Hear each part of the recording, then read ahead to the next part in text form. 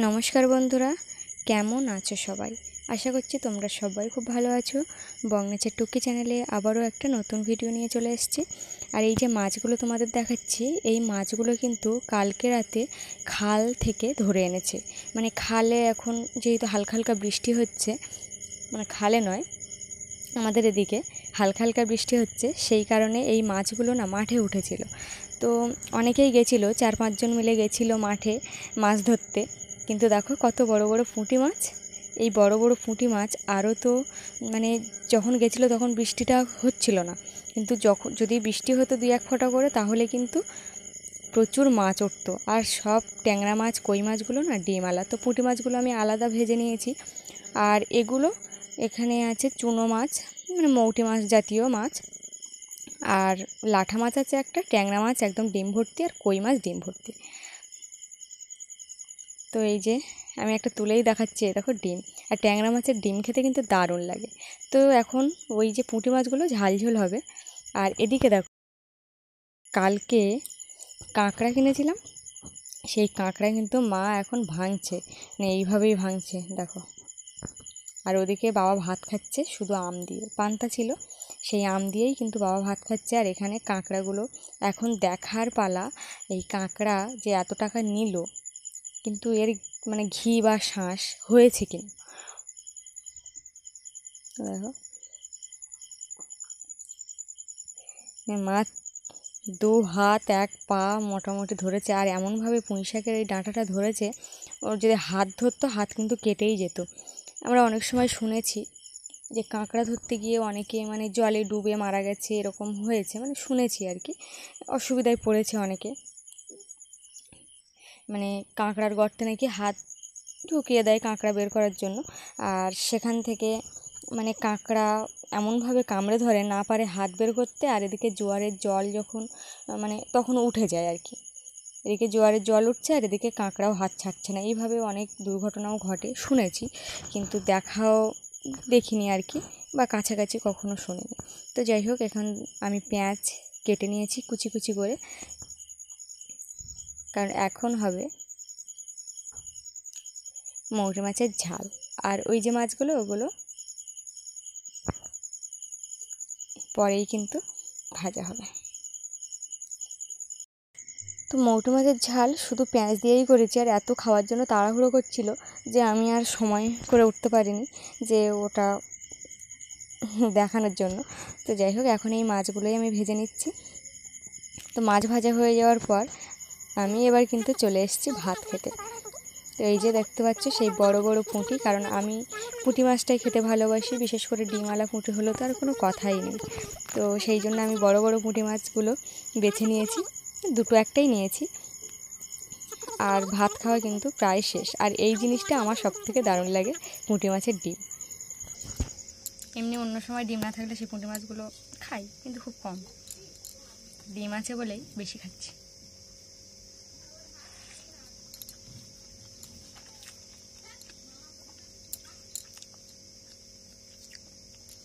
আজকেও যদি এরকম বৃষ্টি হয়, তো আজকেও ওরকম মাঠে যাবে মাছ ধরতে রাত্রেবেলা।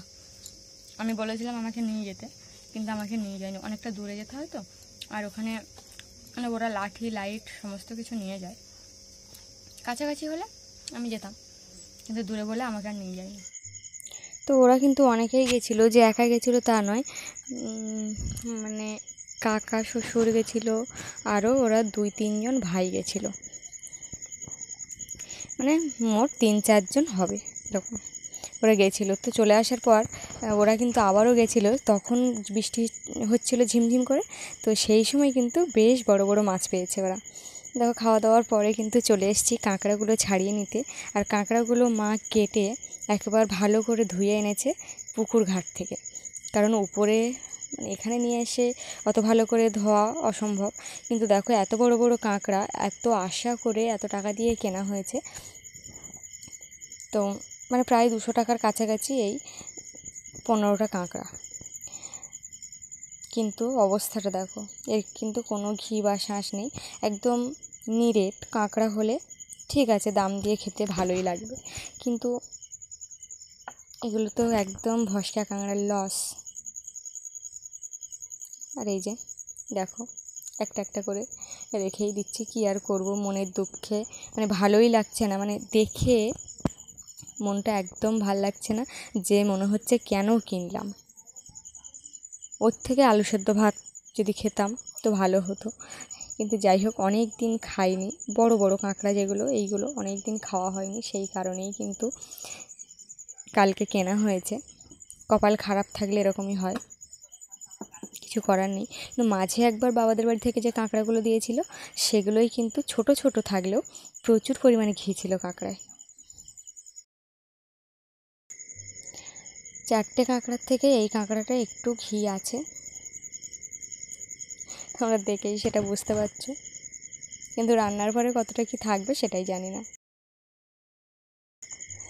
তো এই যে সবগুলো কাঁকড়া কিন্তু আমি ছাড়িয়ে নিয়েছি একে একে, সবগুলো বলতে মাত্র 4টেই দেওয়া হয়েছে, বড় কাঁকড়া বলে 4টেই দেওয়া হয়েছিল, যে বেশি দেবো না, 4জন 4টে বেলায় খাবো, পরে রাত্রেবেলায় অন্য কিছু রান্না হবে। তো কাঁকড়ার ঘি যাতে ঠিকঠাক থাকে সেই জন্য তেলে মানে জল দিয়েছি কড়াইতে দিয়ে, আর একটু জলটা ফুটিয়ে হলুদ দিয়ে কাঁকড়াটা ঘিগুলো যাতে বসে সেরকমভাবে দিয়েছি। আর এদিকে আমি আদা রসুন বেটে নিচ্ছি। আর কাঁকড়া ভেজে তোলার পরে আমি কড়াইতে দিয়ে দিলাম আলু আর টমেটো কুটে রেখেছিলাম সেইগুলো।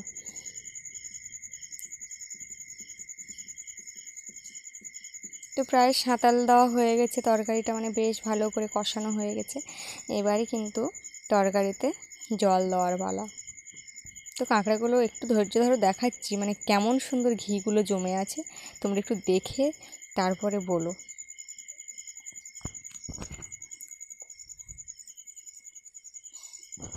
আর এখন এত দাম বেড়ে গেছে মানে কাঁকড়ার, তো মানে আমাদেরও খাওয়াটা সাধ্যের বাইরে চলে যাচ্ছে, প্রচুর দাম। আর তোমরাই বুঝতে পারছো দাম দিয়ে খেতে গেলে কিন্তু এরকমই ঠকতে হবে। তো যেগুলো গ্রেট কাঁকড়া সেগুলো আর হাতের মাথায় বা চোখের সামনে পাওয়া যায় না। আর এখানে আমি পেস্ট করে নিয়েছি, গরম মশলা দিয়েছি এতে আর জিরে, তো একসাথেই আমি পেস্ট করেছি, আর আলাদা আলাদা করে করলাম না। তো আমার মনে আছে আমি একবার ঝড়খালি আমার ছোটো মাসিদের বাড়ি গেছিলাম, তো সেখানে মাসি কাঁকড়া রান্না করেছিল, তো আমার যেন এখনও সেই স্বাদটা লেগে আছে। আর কাঁকড়াগুলো কি সুন্দর ছিল দেখতে, যেহেতু মেসো যেত মানে কাঁকড়া ধরতে, মেসো বা দাদু মানে মেসোর বাবা, তো সেই জন্য ওরা কাঁকড়া নিয়ে আসতো, সেটা অনেক দিন আগে মানে আমার ছোটোবেলায়। তো রান্নাবান্নার পরে এবার কিন্তু ধুয়ে নেওয়ার পালা, কারণ অনেক জিনিস কাজে লেগে গেছে, সেই কারণে যে ছোটো ছোটো কয়েকটা বাটি গামলা, তো সাথে সাথে না ধুয়ে রাখলেও সমস্যা হয়, যে পরে যখন অনেক জিনিস হয় না তখন আর ভালো লাগে না যে এত জিনিস নিয়ে যেতে, মানে দুবার আসতে হবে। তো সেই কারণেই একবার ধুয়ে গুছিয়ে রেখে দিচ্ছি সমস্ত জিনিসপত্রগুলো, কারণ এগুলো দুপুরের জিনিস তো সেই জন্য। আর যদি পরে বৃষ্টি হয় তখন তো আর আসতেই পারবো না।